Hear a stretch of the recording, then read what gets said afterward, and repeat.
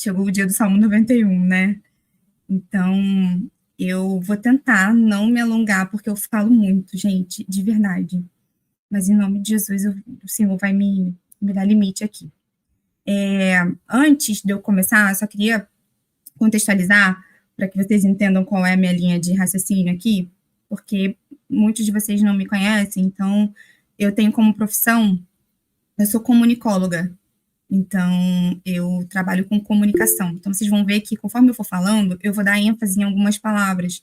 Eu sou apaixonada por palavras e os seus significados, sabe? E o quanto as palavras elas falam mais do que a gente acha que elas falam, principalmente a palavra de Deus.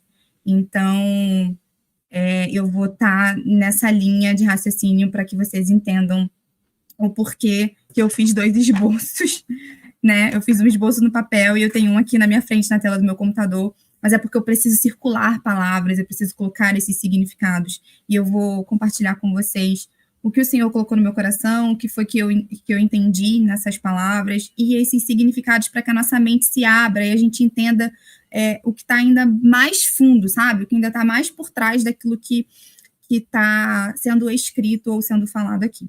Então, o Salmo 91, ele é um salmo, talvez o mais conhecido, né, da Bíblia. Então, ele fica ali dividindo o posto de mais conhecido com o Salmo 23. Eu lendo ele e lembrando, né, desde quando eu comecei a decorar, porque a gente, principalmente quem tem cresceu na igreja, né, que tem o hábito de ir para a escola dominical, teve que decorar muitas vezes esse salmo. Então, ele foi considerado ele é considerado ainda, por muitas pessoas ainda, como um salmo meio que exorcista, né? O salmo que as pessoas falam para exorcizar, para expulsar demônios, para expulsar o mal. É o salmo que muitas vezes a gente chegava nas casas das pessoas, eu acho que graças a Deus esse hábito hoje não tem tanto, pelo menos eu não vejo tanto. Mas quem aí viveu, tem uns 25 mais, talvez tenha visto muito as Bíblias abertas nas casas das pessoas, no Salmo 91 ou no Salmo 23. Então, é um salmo muito, muito conhecido. Salmo conhecido até por quem não é crente, conhecido por várias religiões. Um salmo que, quando o bicho pega, todo mundo corre para ele, abre a Bíblia e começa a falar com essa intenção, né, de expulsar demônios, de expulsar o mal, e de fato é um salmo muito poderoso. Ele só não pode ser banalizado, ele só não pode ser normalizado, porque por trás das palavras dele há muito poder. Então, hoje a gente vai se aprofundar um pouquinho nesse salmo. Quando a gente teve a dinâmica para a escolha dos salmos, eu fiquei até um pouco constrangida, porque o Salmo 91, ele também tem uma fama de ser salmo do preguiçoso. Ah, mas quem não conhece o Salmo 91, né? Esse é mole lembrar. Falou em Salmo, já vem logo o Salmo 23, Salmo 91, porque todo mundo conhece. E eu falei assim, caramba, foi tão espontâneo eu falar o Salmo 91, porque de fato eu estava com ele ali na minha cabeça, porque ele vem vindo ser um salmo muito presente na minha vida. E eu confesso que na hora que eu escolhi, eu falei assim, caramba, será que eu vou ficar com essa fama também? Tipo, escolhi o salmo mais fácil da Bíblia, né, entre aspas, para lembrar. Então, ele também tem essa fama de salmos que as pessoas falam assim, a pessoa que escolhe o Salmo 91 é a pessoa que nem conhece Bíblia, que nem conhece outro salmo e tal. Então, eu vou fazer aqui confessar o meu pecado, porque eu fiquei com esse sentimento de ter essa coisa do caramba, mas o Salmo 91 todo mundo conhece, mas de fato é um salmo que tem me acompanhado nos últimos meses, e eu tenho lido ele com muita e várias vezes, sabe, em muitos momentos, para estar fazendo com que essa palavra de fato se manifeste na minha vida. Beleza, gente? Então vamos lá. Estudando o Salmo 91, como eu já falei aqui, é um salmo muito conhecido, eu já imaginava, né, mas eu tive mais certeza ainda de que ele é um salmo usado até mesmo de forma, em lugares equivocados, né, ele é utilizado de forma mística, em outras religiões, né, é um salmo que dizem que é a prece da proteção, então, que afasta os espíritos ruins, como eu falei. Então, isso é uma informação que eu acho que a gente precisa saber para a gente ter cuidado na hora de professar a palavra de Deus, porque ela é a verdade, ela é séria, e muita gente utiliza ela de forma errada. Então, vamos começar no versículo 1, e eu vou de um em um, tá bom? E a gente vai destrinchando um pouquinho cada um. Eu vou lendo e eu vou destrinchando. Aquele que habita no esconderijo do Altíssimo, a sombra do Onipotente descansará. Aí vai de cada tradução, tá? Eu tô na King James e tô na NVI, mas eu sei que tem algumas traduções que algumas palavras vão ser diferentes, mas a mensagem é a mesma. Então, aquele que habita. Quando eu parei para ficar, eu fiquei essa semana muito nesse primeiro verso. Nesse primeiro verso. Ontem de madrugada eu fiquei meditando sobre isso, e o Senhor falando comigo, aquele que habita. E eu fiquei presa nessa palavra, habita. Porque habitar quer dizer morar. Não é um lugar de passagem. Não é um lugar de domingos. Não é um lugar que a gente vai uma vez ou outra. Habitar é um lugar de moradia, de ficar, de residir. Então, é aquele que habita, não é aquele que só vai, não é aquele que vai e sai. Nós precisamos estar nesse lugar de habitação, de moradia. No esconderijo do Altíssimo, eu achei um dicionário bíblico, um aplicativo, a Bíblia Strong, que ele tem um dicionário muito bom. E quando eu cliquei no esconderijo do Altíssimo, veio umas definições muito boas, que é um lugar secreto, né? É aquele lugar de proteção do Altíssimo, porque literalmente o Altíssimo é um lugar muito alto. Então a gente mora, a gente reside, porque eu creio que todos nós aqui estamos habitando, não estamos de passagem. Todos nós residimos, moramos nesse lugar de proteção, nesse esconderijo, nesse lugar muito alto. Amém, gente? Vocês me deem uns feedbacks se vocês estão conseguindo compreender, acompanhando, tá bom? Se eu tô indo rápido, se eu tô indo lenta. Vai me dando aí um feedback em relação a isso. Amém. Então, a gente entende que a gente habita nesse lugar de proteção, nesse esconderijo muito alto. A sombra do Onipotente. A gente sabe que o Onipotente é o Todo-Poderoso. Todo poder está nele. Ele é o Todo-Poderoso. E a sombra do Onipotente, a gente descansa. A gente só descansa num lugar seguro. A gente só descansa nesse lugar de proteção. Na sua casa, a sua casa é um lugar de proteção. A sua casa é o seu esconderijo, né? Quando a gente fala de vida terrena, a sua casa é o lugar de esconderijo. É o lugar secreto para você. E é lá que você descansa. Se você não está descansando nesse lugar, é porque alguma coisa de errado tem. Porque quando a gente entra dentro desse esconderijo, quando a gente habita, mora, reside dentro desse esconderijo, é instantâneo a gente descansar. A gente tem que descansar, porque a gente está no lugar mais seguro. Quando a gente fala do esconderijo do Altíssimo, a gente está no lugar mais seguro, é o nosso refúgio. E essa palavra refúgio, ela vai ser repetida muitas vezes nesse salmo, para que a gente entenda esse lugar que a gente deve estar. Amém? E aí, eu vou pro segundo. Calma aí, gente, que eu tô só descendo a tela aqui. Direi ao Senhor, Ele é o meu Deus, o meu refúgio, o meu abrigo. Eu falei que a palavra ela ia se repetir, né? O meu abrigo, para onde eu e você, a gente corre no momento de necessidade. Para esse lugar, para esse esconderijo, para esse refúgio, para esse abrigo, para essa proteção do perigo, essa proteção do mal, essa proteção das circunstâncias ruins, é para esse lugar que a gente corre. Ele é o meu Deus e o meu refúgio, ele é esse esconderijo, ele é esse lugar. Minha fortaleza, e nele confiarei. Fortaleza, tem traduções que fala baluarte. É esse lugar secreto também. A Bíblia ela vai reforçando com palavras diferentes esse lugar que a gente deve estar. Ele é o nosso socorro, ele é a nossa força, ele é a nossa confiança. Fortaleza, nele confiarei, ele é a nossa fortaleza, ele é esse lugar seguro. Não há outro lugar, senão esse lugar. Não há colo melhor do que o colo de Deus, não há esconderijo melhor do que o esconderijo de Deus, não há fortaleza melhor do que a fortaleza de estar nele. Não há ninguém a quem a gente possa confiar que não seja nele. Para onde eu e você estamos correndo nos momentos de necessidade. Ele é o seu refúgio, ele é o meu refúgio. Vamos refletir nessa noite no que esse salmo nos leva a pensar. 3. Porque ele te livrará do laço do passarinheiro e da peste perniciosa. Nós somos vulneráveis e estamos expostos a todo instante. Então a gente está exposto a perigos que a gente nem sabe, que a gente nem vê. Não só na esfera física, né, como aconteceu com a pandemia, como existem vários vírus e bactérias aí o tempo todo ao nosso redor, como também doenças, como também na esfera espiritual.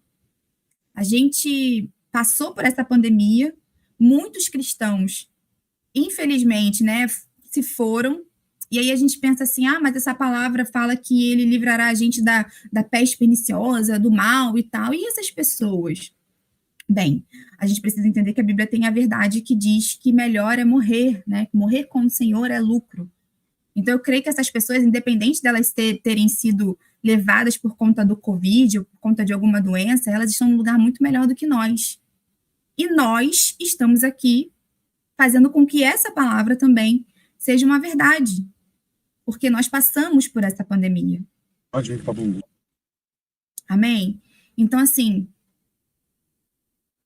os que foram também viveram uma verdade. Os que foram em Cristo viveram uma verdade. E nós que permanecemos também vivemos essa verdade. É uma metáfora que nos expõe a um perigo eminente.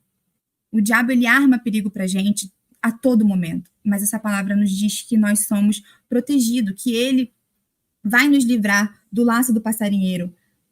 O passarinheiro, ele remete muito àquele que prepara armadilhas.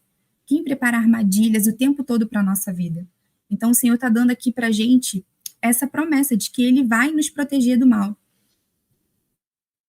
4.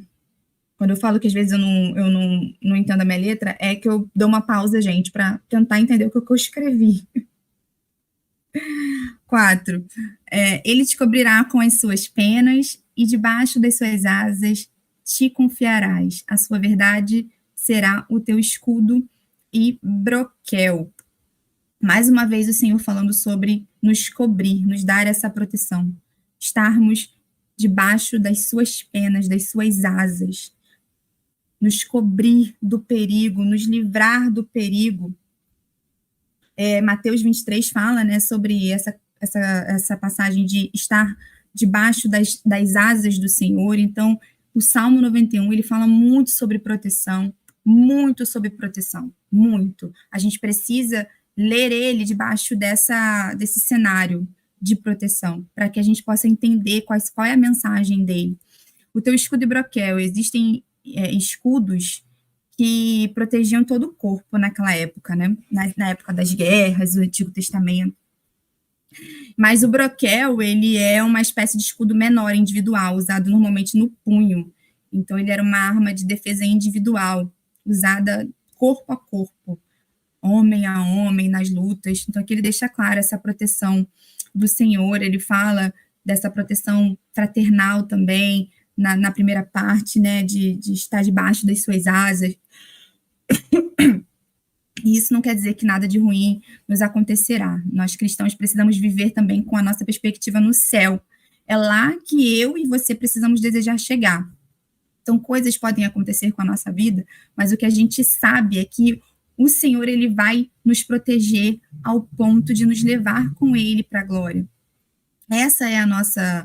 Esse tem que ser o nosso objetivo final, sabe? Porque se a gente ficar pensando só na nossa visão terrena, a gente limita muito. A gente se limita e a gente limita Deus. E a gente não está aqui para limitar o Senhor. Então, é o que eu até brinco, né? Eu falo assim, olha, eu posso chegar xoxa, manca, capenga, anêmica, mas eu sei que eu vou estar no céu. Eu não quero saber como, eu não quero saber o que vai acontecer, mas eu sei que eu vou estar lá naquele dia, não importa como, porque o Senhor, ele vai me proteger e eu não vou para o inferno, eu vou para o céu, eu estarei com o meu Senhor naquele grande dia. Então é isso que a gente tem que ter como objetivo na nossa vida, né? A realidade do céu. Vou beber água, gente, porque eu falo muito.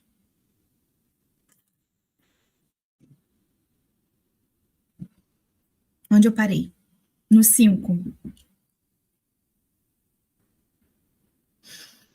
Não terás medo do terror de noite, nem da seta que voa de dia. Eu vou colocar junto com 6 também. Nem da peste que anda na escuridão, e nem da mortandade que assola ao meio-dia. Medo. Não terás medo. Na King James fala não temas. Tem algumas versões que falam não te assustes ou não te assustarás. Então a gente está falando de medo. Medo oprime. Medo é um espírito que oprime a gente, né? Paulo diz que a gente não deve ter espírito de medo. A Bíblia diz que o amor lança fora o medo. Então a gente não pode ter medo. O segredo de vencer o medo é confiando em Deus. E aí a gente vai voltar lá no versículo 1 que fala sobre essa confiança, sobre esse descanso. Naquela época, né, durante a noite, os homens que guerreavam, eles não viam, não dava para ver os inimigos. Então, quando fala do terror da noite, é por isso, porque naquela época eles não viam as flechas, eles não viam os arqueiros, eles não viam os flecheiros, eles não viam o inimigo por conta da escuridão. Então, ele diz que não tenha medo. Eu fico imaginando naquela época, com aquelas guerras acontecendo, aqueles homens, obviamente, eles sentiam medo. E o Senhor falando, não temas, não tenha medo. Por quê? Porque é Ele quem está com a gente, é Ele que vai na nossa frente, é Ele que abre os caminhos. Nem da peste que anda na escuridão, nem da mortandade que assola meio-dia. Falamos aqui de coisas materiais e de coisas invisíveis. Então, a gente não pode ter medo. A gente vai declarar, Senhor, vai na minha frente. Senhor, me conduz. Senhor, não deixa eu sentir medo. Tira de mim, arranca de mim esse medo. Essa frase, não terá medo, é o que sustenta. Eu acredito que esse 2 versículos, gente, deve ser o versículo que sustenta os missionários em regiões perseguidas, em lugares onde eles não podem professar a fé, onde eles não podem, né, ter as suas Bíblias, eles não podem falar de Jesus. Vocês imaginam? Eles não sentem medo, ou eles sentem medo, e eles têm essa palavra tão viva dentro deles, que é o que faz com que eles continuem, que eles permaneçam, que eles se encorajam, que eles simplesmente vá. Eu estava vendo esses dias um podcast, e tem até uma amiga minha aqui, a Andressa, foi até ela que me mandou esse podcast, e nesse podcast, a moça que fala, não vou lembrar o nome dela agora, mas ela tem esse ministério de ir para regiões perseguidas, e aí ela contou um testemunho de um homem que ficou durante 26 anos preso por conta de professar a fé, e durante 6 meses, como castigo, colocaram ele dentro de um buraco, como se fosse uma cova, e ele ficou durante 6 meses na mesma posição. 6 meses na mesma posição, ao ponto de que quando ele levantou, os membros inferiores dele não funcionavam mais. E o filho dele, vendo ele ali naquela situação, ele fazia as necessidades ali naquele lugar, ele comia ali naquele lugar, ele não saiu dali, literalmente, ele ficou 6 meses naquela posição, e o filho dele, em algum momento, consegue visitá-lo. Eu não vou saber contar detalhes da história, mas qualquer coisa depois eu até mando para vocês no grupo. Mas o filho dele foi visitar e falou para ele, pai, por favor, nega. E ele falou, não, até morrer eu vou proclamar. Então, assim, gente, é uma palavra que vai viva no coração dessas pessoas, e deve estar no coração da gente também. No 7, 1.000 cairão ao teu lado, 10.000 à tua direita, mas não chegará a ti, ou tu não serás atingido. Acho que é o versículo mais conhecido do Salmo, né? Tirando o primeiro, eu acho que o 1.000 cairão ao teu lado, 10.000 à sua direita, é um dos mais conhecidos, mas ele também está dizendo aqui sobre proteção. Ele também está dizendo que pode acontecer o que for, nós seremos protegidos. E, mais uma vez, o que o Senhor coloca no meu coração não é que a gente não vai ter nenhuma aflição, não é que não vai acontecer nada de ruim com a gente, é que nós estaremos protegidos para o grande dia, nós estaremos protegidos porque estaremos com Ele. É nessa proteção, é nos proteger do inimigo, é nos proteger de Satanás, é nos proteger das obras malignas do diabo, é nos proteger de irmos para o inferno, porque nós declaramos que nós habitamos no esconderijo do Altíssimo, nós declaramos que nós vivemos debaixo da proteção do Senhor. Amém? Louvado seja Deus. 8. Somente com os teus olhos contemplarás e verás a recompensa dos ímpios. Espera aí, gente, que travou aqui.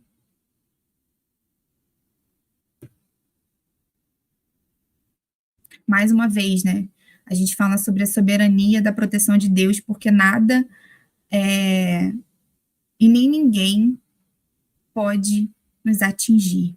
E quando a gente fala de contemplar e verás a recompensa dos ímpios, é porque o Senhor está o tempo todo falando para a gente que Ele vai nos proteger. Mas, infelizmente, aqueles que não creem, aqueles que não acreditam, eles vão ter a sua recompensa. Então, mais uma vez, só confirmando, para que isso fique claro aqui para a gente, a nossa perspectiva, o nosso objetivo, ele precisa ser no céu. Ele precisa ser no céu. É óbvio que a gente aqui também vai ser protegido. Como eu falei aqui em algum momento, existem perigos que a gente não vê. Existem proteções, né? O Senhor nos protege de coisas que a gente nem imagina. Então, isso para nós que nos colocamos debaixo da proteção dele, para nós que habitamos nesse lugar, mas infelizmente existem pessoas que não querem, que não desejam. E toda escolha gera uma consequência. Então, infelizmente, a Bíblia é clara em falar que a recompensa dos ímpios virá. Chegamos na metade dos Salmos. Porque tu, Senhor, és o meu refúgio. No Altíssimo fizeste a tua habitação. Aquele que tem o Senhor como refúgio é o lugar da habitação. Mais uma vez a palavra refúgio, mais uma vez a palavra habitação. Essas palavras se repetem o tempo todo, para que a gente entenda o nosso lugar, para que a gente entenda aonde a gente deve morar, para que a gente entenda aonde é o nosso abrigo, para que a gente não se esqueça aonde é o nosso refúgio. Ao invés de a gente se refugiar com pessoas que talvez não vá nos dar conselhos tão bons, pessoas que não conhecem a palavra, ao invés da gente se refugiar em drogas, em bebidas, em lugares, em situações, em amizades, em relacionamentos, esse é o lugar do nosso refúgio. Esse é o lugar da nossa habitação. Nenhum mal te sucederá, nem praga alguma chegará à tua tenda. O versículo 9 e o versículo 10, o que eu percebo é que ele existe uma condição e uma consequência. Quando a gente olha para o 9, porque tu, ó Senhor, és o meu refúgio, no Altíssimo fizeste a tua habitação. E por isso nenhum mal te sucederá e nem praga alguma chegará à tua tenda. Vocês conseguem perceber isso também? Que o 9 é uma condição, ele é o meu refúgio, eu habito nele, e o 10 é uma consequência. Nenhum mal me sucederá, nem praga alguma chegará à tua tenda. Mais uma vez na perspectiva do céu, não só na perspectiva terrena, mas principalmente na perspectiva do céu. Deus nos livra dos perigos, né? Deus pode nos livrar de problemas, Deus pode nos livrar no problema, Deus pode nos livrar através do problema. Então, ele pode nos livrar de várias formas. E aí a gente vai entender conforme o propósito dele para cada um de nós, como ele vai fazer isso. Ele pode simplesmente não deixar a gente entrar no problema, pode. Esse é o melhor dos mundos, todo mundo quer isso. Ele pode livrar a gente no problema? Ele pode livrar dentro do problema. A gente vai falar dos leões lá na fornalha, né, no fogo. Aliás, os leões de Daniel e a fornalha dos amigos de Daniel. O Senhor, ele livrou lá, no problema. E ele pode também livrar através do problema. Esse problema pode ser uma linha para que algo seja feito na sua vida, na minha vida.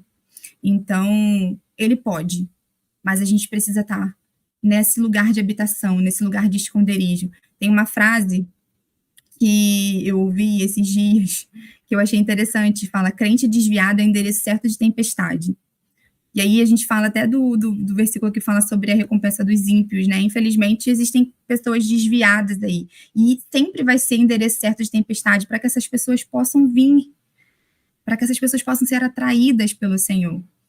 Então, às vezes, a gente está, algumas pessoas, né? Não todo mundo, mas algumas pessoas estão vivendo alguma situação, algum problema, E é para isso, é para que seja através do problema você seja alcançado, através do problema alguém seja alcançado na sua família, através desse que você acha que é um problema, mas nada mais é do que uma estratégia de Deus, porque a gente só cresce em meio a uma dificuldade, a gente só amadurece em meio a uma dificuldade.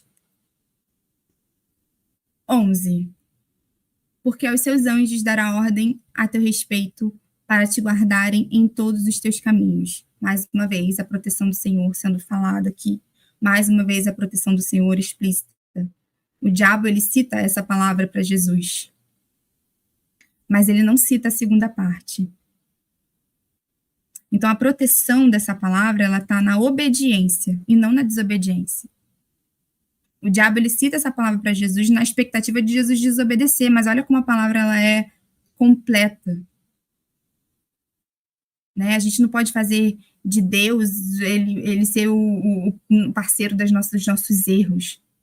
A proteção dele vem através da obediência. Então, Jesus, quando ele foi provocado pelo diabo, ele obedeceu para que a palavra se cumprisse. Então, porque aos teus anjos dará ordem a teu respeito para te guardarem em todos os teus caminhos. Eles te sustentarão nas suas mãos, para que não tropeces com o teu pé em pedra. Proteção divina, sobrenatural de Deus. É aquele ônibus que a gente perde, sabe? É aquela festa que a mãe fala pra gente não ir, a gente não vai quando a gente vê, isso já aconteceu comigo, tá? Minha mãe fala, não vai, quando eu vi, aconteceu alguma coisa com a minha amiga que foi, aconteceu alguma coisa no lugar. É mais ou menos isso, querendo bem ilustrar para vocês, sabe? É quando a gente não percebe, às vezes, essa proteção sobrenatural, mas ela acontece o tempo todo. Às vezes a gente fica chateado porque não sai do nosso jeito, porque a gente queria pegar aquele ônibus, porque a gente queria ir para aquele lugar, porque a gente queria estar em paz, e aí alguma coisa acontece e você não vai. Porque a palavra, ela precisa se cumprir na minha e na sua vida. Pisarás o leão e a cobra, calcarás aos pés o filho do leão e a serpente. Esse é o fim de Satanás. Aqui nada mais é do que o que vai acontecer, o que já acontece, porque o Senhor já venceu.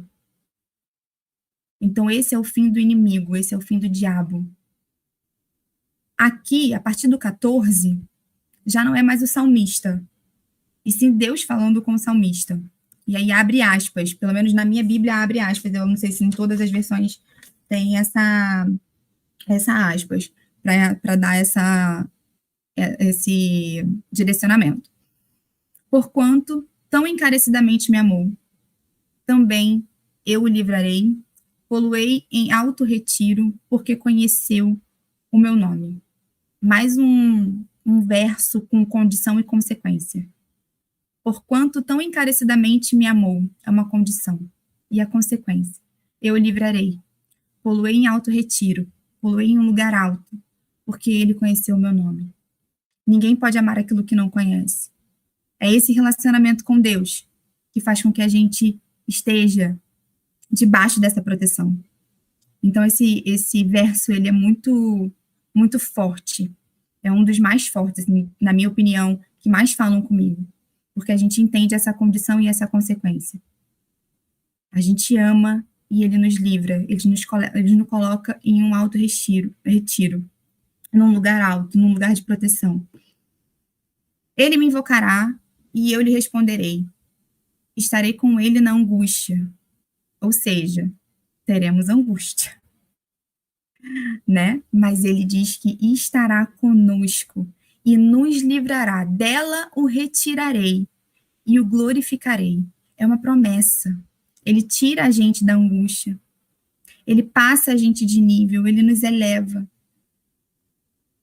A gente precisa invocar o Senhor, apresentar a ele a nossa causa, o nosso caso, porque ele diz que ele nos livrará dessa angústia e vai nos glorificar. Fartá-lo-ei com longura de dias e lhe mostrarei a minha salvação. Mais do que viver, é viver bem, sabe? É um privilégio envelhecer. Eu acredito que é um privilégio envelhecer. Principalmente em Deus, com Deus. Porque Quantas pessoas, né, são ceifadas muito novas? Então, quando ele fala de longura de dias, viver com o Senhor é um privilégio. Mas mais do que viver bem, a gente precisa ter essa qualidade com Deus. A gente também sabe que muitos jovens cristãos são recolhidos. Muitas pessoas com pouca idade são recolhidas. Eu recentemente perdi uma amiga, minha melhor amiga, aos 28 anos, mas o que me consolou foi exatamente isso, ela viveu com qualidade no Senhor. O que me consolou, o que tirou a tristeza do meu coração foi eu ter convicção de que a vida dela com Deus era algo tão intenso, tão profundo, que esses 28 anos foram o suficiente. Até porque ele é o dono da vida. É difícil a gente, às vezes, aceitar, mas quando a gente analisa, quando é uma pessoa, né, que entrega a sua vida para o Senhor, que tem esse relacionamento, você fala assim, caramba, viveu com qualidade. E a gente precisa viver com qualidade, porque ninguém aqui sabe a hora que vai. Então a gente precisa, mais do que querer viver muito, é viver bem com Deus. Pegar essa palavra, pegar esse salmo, ler esse salmo minuciosamente, cada palavra. Eu fiz muita coisa, eu nem li tudo. Muita coisa, assim, foi ministrada ao meu coração também, que às vezes é difícil a gente colocar em tempo e em ideias, mas eu encorajo vocês a lerem esse salmo com o máximo de cuidado, sabe? Palavra por palavra, para que vocês compreendam qual é a mensagem. Eu espero ter dado alguma luz aqui, alguma explicação bacana, para que seja uma linha de raciocínio para vocês, mas eu encorajo vocês a lerem, a refletirem, a meditarem nessa palavra. Mais que viver muito, viver bem com Deus, exatamente. Porque esse salmo, ele é um salmo que ele tem esse backstage de proteção, ele tem esse cenário de proteção, mas ele fala muito aos nossos corações, porque para a gente ter essa proteção, para a gente viver essas promessas, a gente tem condições, em alguns versículos a gente leu sobre isso, porque não é simplesmente viver as promessas, né? Muita gente acha que é simplesmente viver as promessas, existem condições. E a gente está debaixo dessa proteção, debaixo desse lugar, nesse esconderijo, e descansando nesse lugar. Então, gente, se vocês puderem, peguem esse salmo hoje, leiam mais uma vez, depois de tudo que eu falei aqui, eu espero que tenha sido bênção para a vida de vocês. Consegui não me alongar muito, porque eu também deixei passar algumas coisas aqui, porque senão eu fico 1h30 falando e não dá, né? Então, que vocês possam ler esse salmo minuciosamente, palavra por palavra. Muito obrigada pela oportunidade de estar aqui ministrando essa palavra, que eu seja um instrumento de Deus mesmo na vida de vocês nessa noite, que o que eu tenha me disposto aqui, né, a me colocar nesse lugar de instrumento para o Senhor, tenha edificado o coração de vocês, tenha alcançado o coração de vocês. Muito obrigada mesmo, Bruno. É a primeira vez, né? Foi a minha primeira vez aqui, rompi, estava nervosa, estava na expectativa de estar com vocês. E glória a Deus pela vida de vocês, glória a Deus por essa oportunidade. As minhas amigas que entraram, obrigada também. E que Deus abençoe vocês, que vocês sejam extremamente, absurdamente, abundantemente abençoados por essa palavra. Amém? Obrigada, gente.